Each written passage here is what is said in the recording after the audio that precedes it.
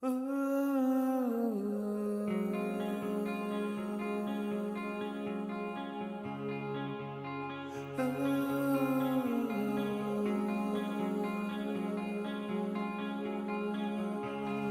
will always be troubles and challenges as long as you are alive in this world, but as long as we have our freedom, we are ready to take them all on.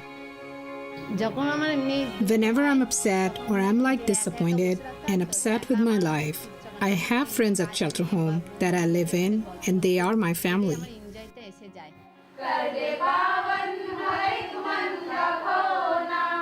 Love is the most important. That's the first thing that we offer them.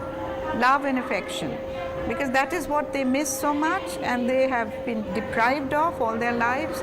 So when they get it here, they blossom and flower in no time, and they become like little children. These girls are no different than any other children, but what is different is what brought them here to this home shelter and the common bond that they share. That is the first step that we take, where they can come, paint, dance, relax, talk to each other, just step out of the hell in the brothel. Into this heaven, a life where young girls can begin to reclaim the childhood they were robbed of and rebuild their strength. I get the strength from my friends, from my soul. I can learn and prove this to myself. First of all, my strength came from volleyball. When I went to volleyball to play it, I did it. And when I saw that I can play volleyball, then I can do anything. And I know I will do everything. Some of the lucky people who have the dream and it's come true, and I am one of them.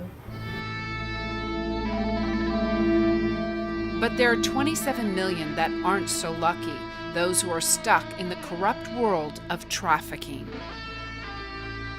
And then I was told about how they're trafficked into Bombay for prostitution. I was told there was the local village procurer, there was the middleman who took the girls from the procurer, a second set of middlemen who put the girls into buses and transported them to the India-Nepal border. There were corrupt border guards who would take a little bit of money and let the girl cross the border. A fourth set of middlemen who would pick up the girls, put them into cheap little boarding houses, rape them, abuse them, beat them till their spirits were completely subjugated, put them onto trains and take them to Bombay, where there were brothel madams waiting to buy them. And this is a problem which emanates from poverty. Sex slavery is a $7 billion a year industry. It is the second largest criminal industry, and most girls never see a penny of the money. These are underage girls, so under 18. So some of them are kept in the lofts inside the rooms. Behind the walls, they have special chambers. They are put under a bed, there are boxes. We have also heard about death of a girl who was rolled up in a mattress when there was a police raid, and she died of suffocation. And servicing 12, 15 men a night and just being raped repeatedly all through the night, the next day being given one meal, being forced to stay dependent on drugs and alcohol, produce a baby in the first year of life in a brothel. Babies to ensure future generations of slavery. Thousands of babies are born into brothels a year. The average age of slavery is between 10 and 14. 22% of child slaves in India do not make it to adulthood. I used to dream before, but I don't dream now. I don't have any dreams now. Only nightmares. The constant physical torture which I have undergone. I was beaten up. The stick used to beat me was broken into 2 or 3 pieces. The pimp and madams didn't stop. The police are the biggest danger. In some parts of the world, the police have been incredible allies in getting rid of sex trafficking, and of course that's what we always hope for. But unfortunately, the police are often the customers. Police are so rarely well paid in developing countries. Bribery of local businesses is a part of their income, and guess what? The prostitutes, the madams, the pimps, they're businesses. They come in, they bribe them. And just like getting a free lunch at a local counter, the police also take free sex. I know of a lot of girls who ran away from brothels, and the police caught them and brought them back to the brothel. I know a lot of girls who were forced to give free services to police while they were living in the brothels. I think women don't get respect over here. They should get the respect, love, and affection, and they should get the right to work and earn their own livelihood. The idea for Made by Survivors, it rises from the vision that change and an end to slavery is going to come ultimately from survivors. I'm not much educated, so I can't do anything else, but I want to do something in my life. So if I work hard and make some good jewelry, people will come to me and buy it from me.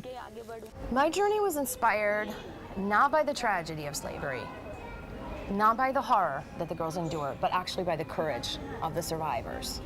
And when I found out that there were people who had been sold into slavery at such a young age and had been tortured and endured such dehumanization, and still they were finding the courage to do something for others, that's what inspired me and John to get involved. When I got involved in this, I was leaving in 20 years in Wall Street, so I didn't know what to expect in this world.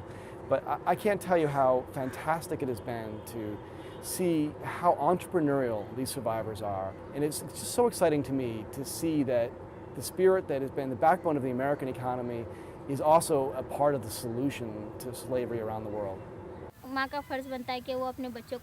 So a woman should stand up, should work, should earn, should become an independent person so that she can prove to the world whatever a man can do, a woman can do. Getting them jobs can be very challenging, and we were brainstorming all these different ideas, accounting and hotels.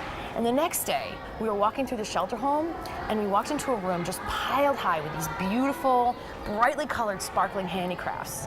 And there was a ray of sunlight coming through the window and hitting all the sparkly bracelets, and it was like, look at us, look at us. This could be it. It's hope, it's love, it's change, made by the survivors. I love making jewelry. I'm happy when there's a jewelry class, but I'm very sad when the class is off.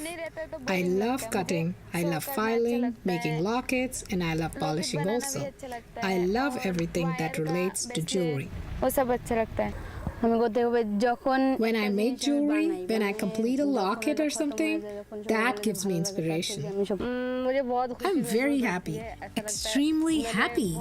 I think I created something. Something more than jewelry, a future.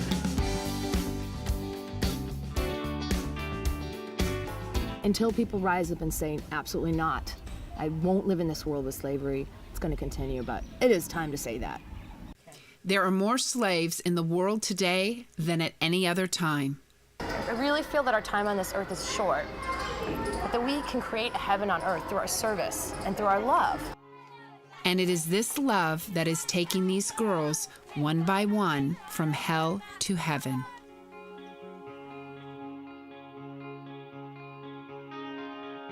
Thank you. Thank you very much. Thank you very much. Thank you very much. Thank you very much. Thank you very much.